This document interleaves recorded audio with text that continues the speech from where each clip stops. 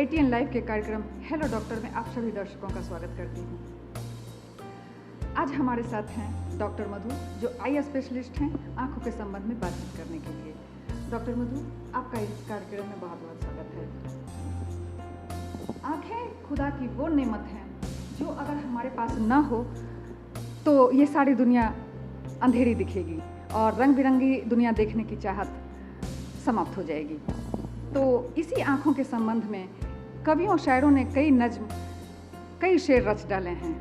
उठो, जागो, ख्वाब को समेटो और दुनिया को देखो। आँखों की सेहत के संबंध में ही हम डॉक्टर मधु से बातचीत करेंगे। डॉक्टर मधु का जन्म मोतिहारी में हुआ था। ये शुरू से ही प्रतिभाशाली छात्रा रही हैं। इन्होंने 10+2 श्यामली डीएवी रांची से किया, MBBS MGM कॉलेज जमशेदपुर से किया, PG मौलाना आज़ाद मेडिकल कॉलेज से किया और DNB डॉक्टर बाबा साहब अम्बेडकर दिल्ली से किया है। वर्तमान में ये स्कूल जाने वाले बच्चों के लिए आई हेल्थ कैंप का भी आयोजन करती हैं। डॉक्टर मधु, देर न करते हुए हम आपसे कुछ प्रश्न पूछना चाहेंगे और कुछ जानकारी भी आंखों की सेहत के बारे में जानना चाहेंगे। सबसे पहले तो आजकल एलर्जी की समस्या आम हो रही है, आप क्या बताएं? हाँ जी, आजकल एलर्जी बहुत ही ज़्यादा है। बहुत सारी वजह है एलर्जी के। अभी खासकर समर सीजन चल रहा है तो इसमें आपको डस्ट बहुत ज़्यादा है या फिर इस सीज़न में पॉलेंस भी बहुत ज़्यादा होते हैं, जिसके कारण बच्चों में एलर्जी बहुत कॉमन है। खासकर आपको ये जो एलर्जी की समस्या है वो आपको लगभग मानो आप 3-4 साल की उम्र के बच्चों से लेकर 16-17 साल की उम्र के बच्चों में सबसे ज़्यादा कॉमन मिलता है। इसके सबसे कॉमन जो प्रेजेंटिंग सिम्टम या जो कंप्लेंट्स होते हैं बच्चों के, वो बच्चे बहुत ज़्यादा आई रब करते हैं। वो हमेशा आँखों को मसलते रहेंगे या फिर उनकी आइज़ रेड हो जाएंगी, आँखों से पानी निकलता है और कई बारी एज अ पेरेंट्स हम लोग इसको इग्नोर भी कर देते हैं। हम लोग उसको घर की रेमेडीज, इसे सामान्य रूप से, हाँ, कई लोग इसको बहुत ही सामान्य रूप से लेते हैं। दूसरी वजह हो जाती है कि ये समस्या बहुत ही क्रोनिक हो जाती है, क्योंकि कई बारी हम लोग ओवर द काउंटर मेडिसिन ले लेते हैं, दुकान से ख़रीद लिया, कई लोग डॉक्टर के पास नहीं गए तो फिर आपको वहाँ से स्टेरॉयड ड्रॉप मिल जाती है, पेरेंट्स डाल देते हैं। टेम्परली इसका सॉल्यूशन हो जाता है, बट लॉन्ग टर्म में वही स्टेरॉयड ड्रॉप काफ़ी हार्मफुल हो जाती है। तो अगर बच्चों में एलर्जी है, अगर बच्चे आई रब करते हैं तो ये बहुत ही ज़रूरी है कि पेरेंट्स बच्चों को दिखाएं एक बारी डॉक्टर को, वरना आँखों की समस्या अगर गंभीर हो सकती है। कहीं ना कहीं क्या कंजक्टिवाइटिस इससे संबंधित है? कंजंक्टिवाइटिस भी संबंधित है। कंजंक्टिवाइटिस आपको कई तरह के होते हैं। जैसे आपको एक जो सबसे कॉमन है वो आपको हो गया वायरल कंजंक्टिवाइटिस, बहुत ही कॉमन है, खासकर इस मौसम में बहुत कॉमन है, गर्मियों के मौसम में। कंजंक्टिवाइटिस आपको बैक्टीरियल भी हो सकता है, हम लोग एलर्जिक कंजंक्टिवाइटिस भी बोलते हैं। तो आपको बेसिक यही है कि जब भी कुछ भी समस्या होती है तो आपको एक बार ही डॉक्टर को दिखाना पड़ेगा। आइज़ रेड होती हैं, खासकर अगर आपको वायरल कंजंक्टिवाइटिस है तो आइज़ रेड हो जाएंगे, बच्चों की आंखें पानी निकलते रहेगा। Conjunctivitis, viral conjunctivitis normally self limiting होता है, मतलब लॉन्ग टर्म में वो खुद ब खुद ठीक हो सकता है, बट इसका सिम्टोमेटिक ट्रीटमेंट करना ज़रूरी हो जाता है। अगर आपको आइज़ में रेड है तो फिर उसमें कुछ दवाइयाँ डालनी पड़ती हैं तो उससे वो ठीक हो जाएगा। अगर वायरल बैक्टीरियल कंजंक्टिवाइटिस है तो कई लोगों को डिस्चार्ज आता है आँखों में, यहाँ पे आपको कीचड़ नज़र आता है, आँखें चिपक जाती हैं। खासकर जब भी आप सो के उठेंगे तो आँखें चिपकी हुई रहती हैं। उस सिचुएशन में आपको आँखों में कीच भी दिखाई देती है। हाँ जी, आँखों में कीची भी दिखाई देती है, आँखें चिपक जाती है। आप सुबह जब भी सो के उठोगे ना तो बिल्कुल लैशेस बिल्कुल मैटेड हो जाती हैं। उस सिचुएशन में आपको लैशेस को क्लीन करना है और एंटीबायोटिक्स स्टार्ट होती हैं। नॉर्मली जो भी आई की समस्या है, 90% जो हमारी समस्याएं होती है वो आपको टॉपिकल मेडिकेशन से या ड्रॉप से ठीक हो जाती है। बहुत रेयर केसेस होते हैं जिसमें हम लोग ओरल एंटीबायोटिक या खाने के टैबलेट्स देते हैं। और साथ में आपको इसमें पर्सनल हाइजीन मेंटेन करना बहुत ज़रूरी है। बिल्कुल, ये छूत की तरफ फैलता जाता है। हाँ, कई लोग जैसे बोलते हैं आँख खाना, जब हम लोग छोटे थे तो लोग बोलते थे कि दूसरे की आंख में देखोगे तो वो फैल जाएगा, बट वो देखने से तो नहीं फैलता। बट हाँ, अगर आपने आइज़ को क्लीन कर रहे हो, फिर आप उसी हाथ से दूसरी की आंखों को छू रहे हो या पर्सनल बिलोंगिंग्स टॉवल वगैरह यूज़ कर रहे हो, सेम टॉवल यूज़ करें तो उससे वो फैल सकता है। तो इसमें पर्सनल हाइजीन मेंटेन करना बहुत ज़रूरी है। आपको हैंड वॉश करना बहुत ज़रूरी है। आप अपने सामान को अलग कर लो, जब भी आइज़ को आप टच करते हो you have to clean your eye hands, अपने हाथों को आप साफ़ करो, सोप का इस्तेमाल करो तो ये ठीक हो जाता है। लगभग इसको ठीक होने में 4 से 5 दिन लगते हैं, बट ये रिजॉल्व कर जाता है। बिल्कुल। डॉक्टर मधु, अभी नवजात बच्चों में एक नई चीज़ जो देखने में आ रही है कि बच्चे जो भी पैदा हो रहे हैं तो हर तीसरे बच्चे की आंख से पानी गिरने की समस्या उत्पन्न हो रही है। हालांकि वो कभी कभी तो जल्दी ठीक हो जाता है, लेकिन कभी बहुत समय लेता है और लंबे इलाज की ज़रूरत पड़ जाती है। ऐसा क्यों? आँखों से पानी गिरने की समस्या का मेन कारण होता है कि हमारे आँखों में एक नली होती है जिसको हम लोग नेज़ोलैक्राइमल डक्ट करते हैं, जो हमारे आँखों से स्टार्ट होकर यहाँ हमारा पंक्ता होता है, पंक्ता से स्टार्ट होकर हमारे नोज़ में जाता है।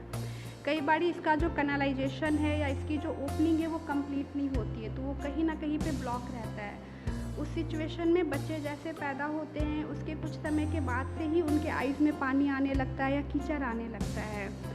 उसमें क्या करना है आपको, अगर पानी आ रहा है तो हम लोग एक क्रिगलर मसाज करते हैं। उसमें हमारी जो छोटी उंगली है उसको लिया, यहाँ पे हम लोगों ने पंक्ता को फील करके थोड़ा सा दबाव देके उसको आँखों से नीचे करना है। तो बेसिक ये मसाज करना है।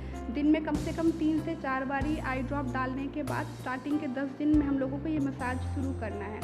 बच्चों की जो हड्डी होती है वो काफ़ी प्लाइबल होती है, तो इस सिचुएशन में अगर हम लोग प्रॉपरली मसाज करते हैं तो रास्ता ओपन हो जाएगा, तो ये पानी गिरने की जो समस्या है वो ठीक हो जाती है। तो लगभग 95-96% बच्चों में अगर हम लोग ये मसाज प्रॉपरली करते हैं, समय पे करते हैं, तो ये ठीक हो सकता है। आपको जो हम लोग ये मसाज है वो स्टार्टिंग के 1 साल तक ही बेनिफिशियल है।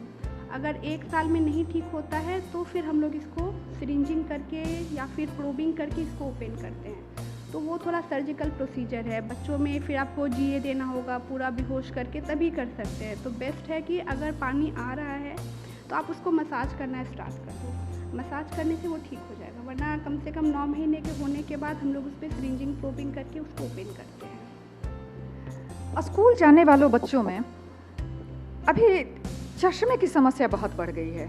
एक तो ये कि वो मोबाइल पे ज़्यादा रहते हैं और स्क्रीन पे नज़रें गड़ाए रहते हैं, तो ऐसा क्या किया जाए जिससे कि उन्हें कम उम्र में ही पावर की समस्या का सामना न करना पड़े? देखिए, पावर का समस्या अभी हो क्या गया है कि आपको सब कुछ बहुत ही डिजिटलाइज्ड हो गया है, राइट। हम लोग कंप्यूटर स्क्रीन सभी कॉमन हो गए हैं। बच्चों को जो प्रोजेक्ट्स मिलते हैं वो भी कंप्यूटर पे मिलते हैं। मोबाइल बहुत कॉमन हो गया है। हमारा कंपटीशन इतना ज़्यादा हो गया है कि लॉन्ग ड्यूरेशन स्टडी जो होती है वो बढ़ गई है, तो नियर वर्क बेसिकली बच्चों का बढ़ गया है। उस सिचुएशन में ग्लासेस का पावर भी बढ़ गया है, ये बहुत कॉमन हो गया है ग्लासेस का पावर। तो पहली चीज़ तो ये कि बच्चों को मोबाइल मत दीजिए, खासकर छोटे बच्चों को। वो आप कोशिश करो बिल्कुल ही अवॉइड करने का, या ऐसे ग्लासेस जिससे प्रयोग से उनकी आंखें सलामत रहें। देखिए, ग्लासेस से आपको ब्लू फिल्टर हो जाएगा, बट एज सच आप अगर ये सोचते हैं कि चश्मे का नंबर नहीं आएगा तो वो नहीं होता है। आजकल अगर आप लंबे ड्यूरेशन के लिए कंप्यूटर्स पे काम करते हैं तो हम लोग आपको ब्लू फिल्टरिंग ग्लासेस देते हैं। उसमें क्या होता है कि वो जो ब्लू रेज होती है उनको वो ब्लॉक कर देते हैं, तो आइज़ का कंफर्ट लेवल बढ़ जाता है। अगर हम लॉन्ग ड्यूरेशन वर्क करते हैं तो हमें रिलीफ मिल जाता है, हमारी आंखों पे स्ट्रेन नहीं आता है। तो ये हम लोग कर सकते हैं जो भी लंबे ड्यूरेशन के लिए। लेकिन आपको फाइनली सारांश यही होता है कि आपको मोबाइल तो बच्चों को मत दीजिए, क्योंकि मोबाइल से स्क्विंट भी कॉमन है, बच्चों में भैंगापन आ सकता है, ग्लासेस के नंबर आ सकते हैं। हाँ, आप कंप्यूटर्स पे काम करते हैं तो कंप्यूटर्स को आपको कुछ खास डिस्टेंस पे रखना पड़ेगा। एटलीस्ट आपके और कंप्यूटर के बीच में लगभग 50 to 75 सेंटीमीटर का गैप होना चाहिए, ठीक है। दूसरी चीज़ है कि आपको ब्लिंक करना है जब भी आप कंप्यूटर पे काम करते हैं, पलक झपकना है। हम लोग पर मिनट 15 से 16 बार पलक झपकते हैं, ये आपको याद रखना है। हमने कि स्क्रीन को स्टेयर नहीं करना है। हर 1 घंटा काम करने के बाद आंखों को 1 मिनट के लिए बंद करके आपको रेस्ट देना चाहिए। उसके बाद हर 15-20 मिनट पे आंखों को थोड़ा ऊपर नीचे दाएं बाएं घुमाना है। बेसिक एम हमारा यही होता है कि हम लोग लगातार स्क्रीन को नहीं देखें, ठीक है। उसके बाद जब भी आप घर आते हैं, अगर आप एडल्ट हैं वर्किंग या ऑफिस आवर्स में, तो आप घर आते हो तो थोड़ा सा ठंडे पानी से आंखों को धो लीजिए या बर्फ़ के टुकड़े को हल्का सा आई पे रब कर लीजिए, उससे आई काफ़ी रिलैक्स हो जाती है। क्या लाइट एडजस्टमेंट से भी इसमें सुधार किया जा सकता है? लाइट एडजस्टमेंट से भी सुधार किया जा सकता है। लाइट एडजस्टमेंट सिर्फ कंप्यूटर्स पे ही काम करने के समय में नहीं, जब भी आप स्टडी भी करते हैं तो भी आपको अपना लाइट ऑप्टिमम होना चाहिए। एक प्रिफरेबल ये होता है कि बच्चे सिटिंग पोजीशन पर ही बैठ के पढ़े, टेबल चेयर पर बैठ कर पढ़े। एक टेबल लैंप उनके लिए होना चाहिए। लाइट जब भी हो तो वो पीछे से आनी चाहिए, कभी भी आँखों के सामने नहीं होनी चाहिए, ये बहुत ही ज़रूरी है। नहीं तो हम लोग क्या करते हैं, सामने में ही लाइट लगा के बैठते हैं, तो वो सामने में लाइट नहीं आनी चाहिए, लाइट हमेशा पीछे से होनी चाहिए और हमेशा सिटिंग पोजीशन में बैठ के पढ़ना है, उससे आँखों को बहुत रिलीफ मिलेगा। मायोपिया और हाइपरमेट्रोपिया ऐसी बीमारी है जिससे कोई भी बच नहीं सकता। बढ़ती उम्र के साथ दृष्टि दोष आना लाजमी है। हमें इस संबंध में बताएं। मायोपिया और हाइपरमेट्रोपिया से तो सही बात है, बचा नहीं जा सकता है। मायोपिया आपको बेसिकली हो गया कि जो लाइट आती है हमारे आइज़ में वो हमारे रेटिना के पहले ही फॉल कर जाती है, वो रेटिना के पहले उन फोकस हो जाती है, तो उस सिचुएशन को हम लोग मायोपिया बोलते हैं। मायोपिया में आपको दूर का नहीं दिखता है, तो हम लोग आपको ग्लासेस देते हैं डिस्टेंस को देखने के लिए, ठीक है। ये आपको आँखों की लंबाई से रिलेटेड है, तो हम लोग इसको तो प्रिवेंट नहीं कर सकते हैं। बाकी जब आप ओल्ड एज में होते हैं, ओल्ड एज में नहीं, जब आप 38-39 ईयर्स के होते हैं तो प्रेसबायोपिया इज़ कॉमन, आप उसको प्रिवेंट नहीं कर सकते, तो उस एज में आपको नियर ग्लासेस आएंगे ही आएंगे। और जैसे जैसे आपकी एज बढ़ेगी वो नियर ग्लासेस का पावर आपका बढ़ेगा, उस वक्त आपको ग्लासेस लगाने पड़ेंगे। लेकिन हाँ, अगर चश्मे का नंबर है तो चश्मा लगाना है। ग्लूकोमा एक बेहद खतरनाक बीमारी जो अगर हो जाए तो आंखों की रोशनी लोग समझते हैं कि चली ही जाएगी। क्या इसका इलाज इनिशियल स्टेज में यानी कि प्रारंभिक अवस्था में किया जा सकता है? बिल्कुल किया जा सकता है। ग्लूकोमा के लिए हमारे पास अवेयरनेस बहुत ही कम है और कई लोग, इनफैक्ट ये मेरे फादर के साथ भी हो चुका है कि उनको बोल दिया गया था कि आपको काला मोतियाबिंद हो गया है, अभी आपका कुछ नहीं हो सकता। ऐसा नहीं है, ग्लूकोमा के लिए अवेयरनेस बहुत ही ज़रूरी है। सबसे पहले तो हमें उन चीज़ों का ध्यान रखना होगा कि ग्लूकोमा किनको सबसे ज़्यादा कॉमन है। तो जब आप 40 ईयर्स की एज तक आते हैं, उस एज के बाद आप कम से कम साल में एक बार आँखों का चेकअप बहुत ज़रूरी है, क्योंकि ग्लूकोमा सबसे ज़्यादा उस एज में ही कॉमन है, ठीक है। फिर हमारा ग्लूकोमा दो तरह का होता है, एक आपको क्लोज्ड एंगल होता है, एक ओपन एंगल होता है। क्लोज्ड एंगल ग्लूकोमा में फिर भी ये सिम्टोमेटिक है, कई बार पेशेंट को बहुत पेन होता है, तो उस स्टेज में पेशेंट अर्ली इंटरवेंशन ढूंढता है या वो पहले पहुंच जाता है कि हमको दर्द हो रहा है, उसमें हम लोग लेज़र करके रास्ता नया बना के प्रेशर को कम कर सकते हैं। बेसिक ग्लूकोमा में प्रॉब्लम ये होती है कि हमारे आँखों का प्रेशर हाई होता है, आँखों का प्रेशर हमारा हाई है तो हमारे वो ऑप्टिक नर्व को धीरे धीरे करके डैमेज करने लगता है, ये साइलेंट किलर है। तो ओपन एंगल ग्लूकोमा में ये बिल्कुल ही साइलेंट क्लियर है, आपको कोई कंप्लेंट्स नहीं होती, कुछ नहीं होता।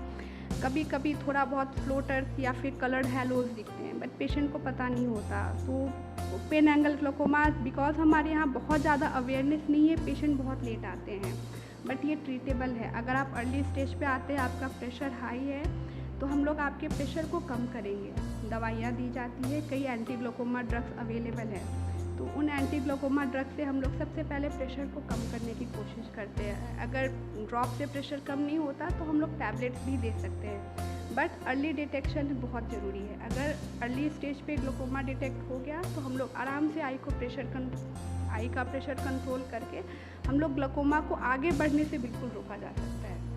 इनफैक्ट अगर लेट स्टेज में भी आए हैं जिनको ऑलरेडी ऑप्टिक नर्व काफ़ी डैमेज हो चुका है, उस सिचुएशन में भी अगर पेशेंट आ जाता है, अगर वो फॉलो अप करते हैं, कंप्लायंट होते हैं, तो हम लोग ग्लूकोमा को आगे बढ़ने से रोक सकते हैं। बट एक बार ही ग्लूकोमा जो डैमेज कर चुका है वो रिवर्ट बैक नहीं हो सकता, वो ठीक नहीं हो सकता। अगर किसी की ऑप्टिक नर्व 70% 80% डैमेज हो चुकी है तो वो हम लोग ठीक नहीं कर सकते हैं, बट हाँ, उसका फर्दर डिटोरिएशन, फर्दर डैमेज बिल्कुल रोका जा सकता है। बस ज़रूरी ये है कि पेशेंट रेगुलर फॉलोअप पे आए, उनके आँखों का प्रेशर नहीं बढ़ना चाहिए, जो दवाइयाँ दी जाती हैं वो बिल्कुल रेगुलरली डालें, क्योंकि ग्लूकोमा की दवाइयों में जो उनका टाइमिंग है डालने का, जो गैप मेंटेन किया जाता है, वो सारी चीज़ें ज़रूरी है। तो उनका कंप्लायंस अच्छा होना बिल्कुल ज़रूरी है और ये बिल्कुल ट्रीटेबल है। अगर अर्ली स्टेज में डिटेक्ट नहीं हुआ, पेशेंट का प्रेशर नहीं कंट्रोल हो रहा दवाइयों से, पेशेंट बहुत लेट में आया है, या फिर जब हमें ये लगता है कि नहीं पेशेंट फॉलोअप पे नहीं आएगा, उस सिचुएशन में हम लोग फिर ग्लूकोमा की सर्जरीज भी कर सकते हैं। रतौंधी और वर्णांधता यानी कि कलर ब्लाइंडनेस आमतौर पे बहुत ज़्यादा नहीं पाई जाती, लेकिन आँखों को परेशानी का कारण बन जाती है। मुझे इस संबंध में बताएं। पहले हम लोग कलर ब्लाइंडनेस की बात करते हैं, तो कलर ब्लाइंडनेस आपको हेरिडिटरी होता है, ठीक है। तो कलर इसमें तो बहुत ज़्यादा सुधार की कोई गुंजाइश बहुत नहीं। ज़्यादा सुधार नहीं कर सकते। फॉर्चुनेटली कलर ब्लाइंडनेस गर्ल्स में नहीं हो सकता, ये बॉयज़ में। ये तो बेहद नई जानकारी है कि महिलाओं को नहीं होता। ऐसे भी महिलाओं की जो कलर को समझने की क्षमता होती है वो बहुत ज़्यादा होती है। हाँ, कलर ब्लाइंडनेस आपको बॉयज़ में कॉमन होता है, आप बहुत रेयर देखोगे, इनफैक्ट मैंने आज तक नहीं देखा है। कुछ रेयर बीमारियां होती हैं। ऐसा तो नहीं कि लड़के केवल प्राइमरी कलर ही चूज कर पाते हैं। हमारे लड़कियों के पास हमारे पास 2 एक्स क्रोमोसोम्स होते हैं, लड़कों के पास XY, 1 X है 1 Y क्रोमोसोम है।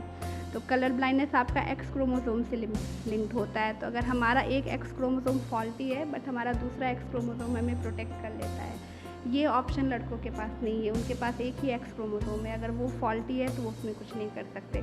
हाँ, अगर आपको कलर ब्लाइंडनेस कोई ऑप्टिक नर्व डिजीज़ की वजह से है या लेट स्टेज ग्लोकोमा की वजह से है, तो उस सिचुएशन में वो लड़कियों को भी हो सकता है, but as such colour blindness का ट्रीटमेंट नहीं अवेलेबल है। अगर वो आपको है तो है।